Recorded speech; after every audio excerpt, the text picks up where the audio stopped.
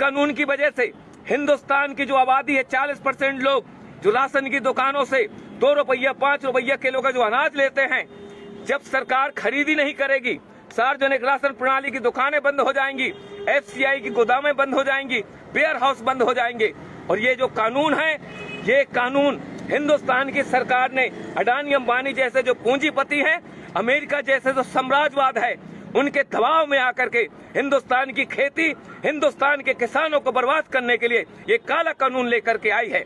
हिंदुस्तान का किसान 22 दिन से आज दिल्ली के 5 जो बॉर्डर हैं, इन बॉर्डरों में कफन बांध के किसान यहाँ बैठा है कि मोदी सरकार इन कानूनों को वापस ले। जब तक ये कानून वापस नहीं होंगे, हिंदुस्तान का किसान अपनी इस आंदोलन को आगे बढ़ाता रहेगा। हमारी सिर्फ यही मांग है। सरकार ये कह रही है कि हम संशोधन करने के लिए तैयार हैं। हमको और आपको मालूम है कि हमारे देश के अंदर संविधान बनने के बाद कितने संशोधन नहीं हो गए। अगर एक कानून बन गया, कानून में ने मान लो गारंटी भी लिख दी, लेकिन जब चाहेगी सरकार उनमें संशोधन कर सकती है। इसलिए सिर्फ एक ही रास्ता है, हिंदुस्तान के किसानों को मौत से अगर बचाना है, देश की आजादी को अगर बचाना है, तो जो काले कानून है, ये काले कानून वापस होना चाहिए। इस सवाल को लेकर के हम लड़ रहे हैं। और ये जो किसानों का जो आंदोलन चल रहा है, जिसमें 500 से ज्यादा किसान संगठन है, इनका मुख्य मांग ये है कि केंद्र सरकार के द्वारा इस देश का किसान, इस देश का खेत और हमारे देश की आजादी को बर्बाद करने के लिए अडानी अंबानी के पक्ष में केंद्र सरकार ये तीनों काले कानून लेकर के आई है। कानून जो पहला बिंदु जो है, जिसको ये कहते कृषि उपज व्यापार वाणिज्य अधिनियम 2020, इस कानून का आशय ये है कि हमारे देश के अंदर जो मंडी व्यवस्था थी, मंडी व्यवस्था को चौपट करने के लिए सरकार सरकारी मंडियों के समानांतर प्राइवेट मंडियों को खाद्यान्न खरीदने की इजाजत दे रही है। मंडी कानून में सरकार ने संशोधन कर दिया। ये जो कानून बना है, इस कानून में कहीं पे भी ये प्रावधान नहीं है कि किसानों के समर्थन मूल्य पे खरीदने की कहीं किसी तरह की गारंटी नहीं है। और इसका आशय हुआ कि अडानी अंबानी जैसे जो व्यापारी और औद्योगिक घराने जो हैं, ये मनमानी दरों पे किसानों की फसलों को खरीदेंगे, सस्ती दरों पे खरीदेंगे, अपनी गोदामों के अंदर जाम करेंगे और उसके बाद जब किसानों के घरों से फसलें खत्म हो जाएंगी, उसके बाद बाजार में मनचाही कीमतों पर इसको बेचेंगे। दूसरा कानून जो है, जिस कानून का इनने नाम दिया है मूल्यों का आश्वासन, कृषि सेवा सशक्तिकरण संरक्षण, इस कानून का आशय ये है कि हमारे देश के अंदर जो किसान हैं और किसानों का देसी और विदेशी जो कंपनियां हैं, अडानी अंबानी, किर्लोस्कर, टाटा, बिरला, डालमिया, चरतराम, भरतराम, किर्लोस्कर जैसे जो देसी और विदेशी कंपनियां जो हैं, ये विदेशी देसी कंपनियां किसानों के साथ 10 साल का अनुबंध करेंगी और अनुबंध होने के बाद कंपनी तय करेंगी कि हमारे खेत में कौन सा बीज बोया जाएगा। बीज के साथ ये तय करेंगे कि बीज के साथ कौन सा खाद डालना है, कौन सी कीटनाशक दवा डालना है, और उसके बाद किसान अपने खेत में बीज बोने के लिए स्वतंत्र नहीं होगा। दूसरा खतरा जो इस कानून में है, वो खतरा ये है कि किसानों का कंपनियों के साथ जो अनुबंध होगा मूल्य के सवाल को लेकर के, अगर बाजार में अनुबंध से ज्यादा अगर कीमत है, उसका लाभ किसानों को नहीं मिलेगा। अगर अनुबंध के आधार पर बाजार में कीमत अगर गिर गई, तो कंपनी गिरी हुई कीमत पे किसानों का भुगतान करेगी।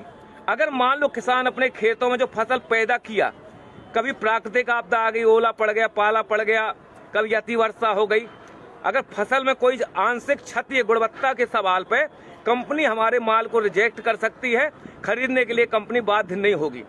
इसमें सबसे खतरनाक पहलू जो है, पहलू ये है कि अगर हमारा कंपनी हमारा अनाज नहीं खरीद रही है, रिजेक्ट कर रही है, अगर किसान दोबारा उस अनाज को दूसरों को अगर बेचना चाहे, तो इस कानून में प्रावधान है कि आप इस समझौते का उल्लंघन करके दूसरे को आप नहीं बेच सकते हैं।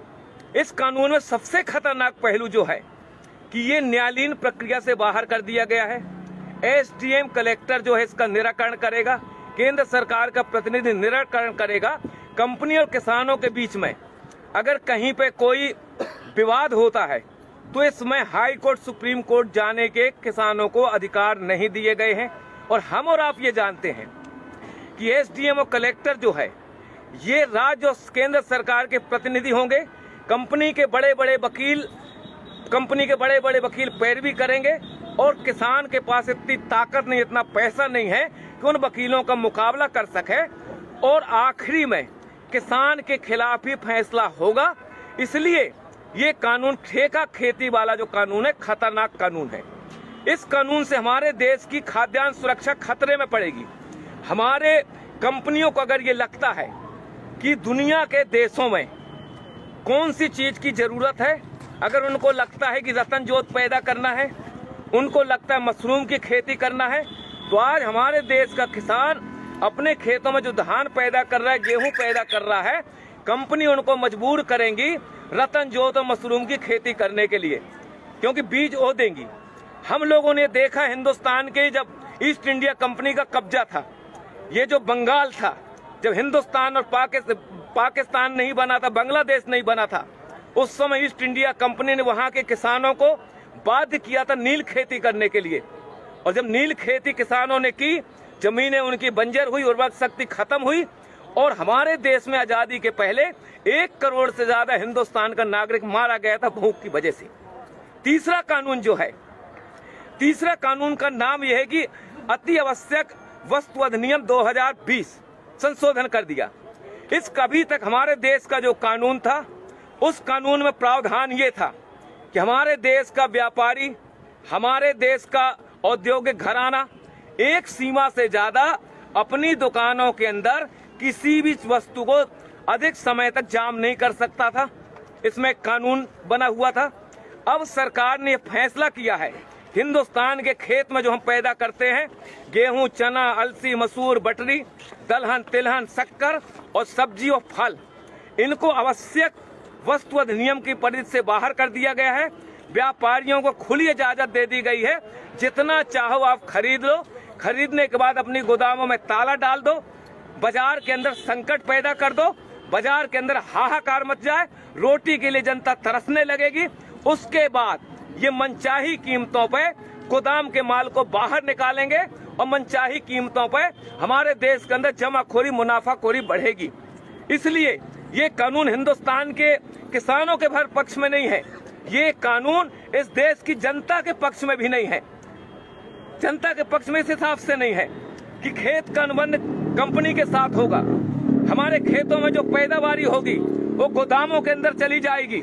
उसके बाद हमारे देश का जो पूंजीपति है, अगर उसको लगता है कि दुनिया के अंदर फलानी चीज की जरूरत है, तो हिंदुस्तान की जनता को देने की बजाय मुनाफा के लालच में दुनिया के दूसरे देशों के अंदर निर्यात करेगा।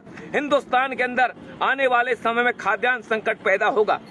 ये इस कानून की वजह से हिंदुस्तान की जो आबादी है, 40% लोग जो राशन की दुकानों से 2 रुपया 5 रुपया किलो का जो अनाज लेते हैं, जब सरकार खरीदी नहीं करेगी, सार्वजनिक राशन प्रणाली की दुकानें बंद हो जाएंगी, FCI की गोदामें बंद हो जाएंगी, वेयर हाउस बंद हो जाएंगे।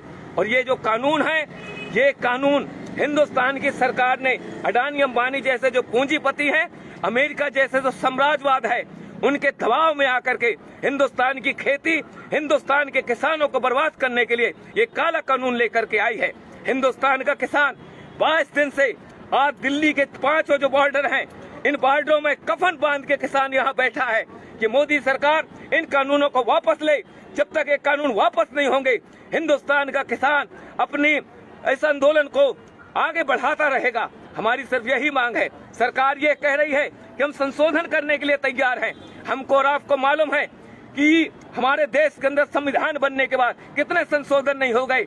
अगर एक कानून बन गया, कानून में ने मान लो गारंटी भी लिख दी, लेकिन जब चाहेगी सरकार उनमें संशोधन कर सकती है। इसलिए सिर्फ एक ही रास्ता है, हिंदुस्तान के किसानों को मौत से अगर बचाना है, देश की आजादी को अगर बचाना है, तो जो काले कानून है, ये काले कानून वापस होना चाहिए। इस सवाल को लेकर के हम लड़ रहे हैं और आखिरी हम किसान संगठनों की तरफ से विश्वास दिलाना चाहते हैं, वो बहादुर 30 किसान जिन्होंने अपनी शहादत दी है, वो भी किसी के बाप है, वो भी किसी के पति हैं, किसी के भाई हैं, किसी के सुहाग हैं। ये मोदी सरकार, ये नरेंद्र मोदी की सरकार 30 किसानों की शहादत के नाम पे एक शब्द बोलने के लिए तैयार नहीं है। ऐसी सरकार को हिंदुस्तान की सत्ता में रहने का कोई हक नहीं है।